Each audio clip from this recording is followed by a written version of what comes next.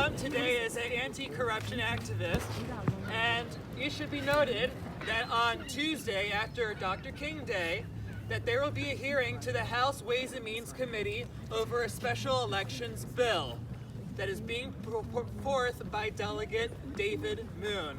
Now, true or false, this bill bans all Central Committee appointments. False? True? He says true. Anyone else? It's false. It can still allow for Central Committee appointments. Did you guys know after the 2018 midterms, a lot of delegates, a lot of senators resigned? Now, for various reasons. Because under the Johnny Ajewski administration, Delegates Bromwell and Delegate Lafferty got jobs on the county government. Since they can't double dip on their payroll, they had to give up their seat. Later that year, Senator Bobby Zirkin resigned. We found out a year later and last month that he did that to be a lobbyist in Annapolis.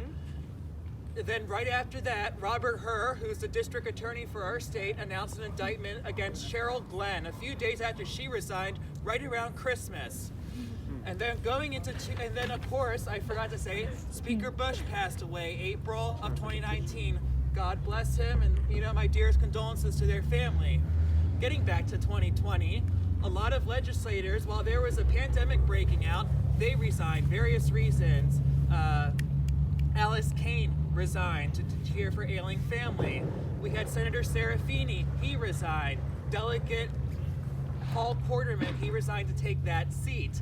And then just previously, a few weeks ago, Senate President Emeritus Mike Miller, he resigned, so Delegate Jackson got his seat. Now this is a problem in our legislature because now 25% of both of those chambers or more of those respective chambers are now Central Committee appointments. And did we get a say in that? No. We did not get a say. Those Central Committee appointments did all behind closed doors. They were shameless about how they did it. People like Delegate Chanel Branch voted herself into this position. And a lot of times, a lot of people will say, and this has actually happened to a committee, that just because, we are Central Committee members, we selected, it created a diverse slate. We don't see a problem. Well, here's the issue. Just because the people are diverse does not mean it comes from the community. And our voice matters as voters. Our voice matters.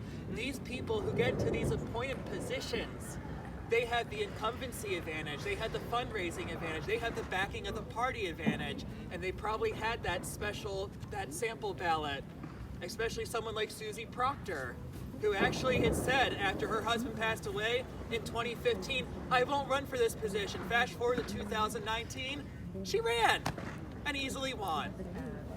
This is a problem. And actually, I should know, if we do expel Delegate Cox, that there will be a special committee appointment. Even in our neighboring state of West Virginia, Delegate Eric Evans, who just resigned for storming the Capitol, they have a regressive system, and he will get a Central Committee appointment. The sponsor of this bill is saying that it's too expensive to hold one, and that is not true. Our Board of Elections are greatly funded at both the state and the county level. I dare you to question them and ask them how the budget is even paid for, because it is paid years in advance.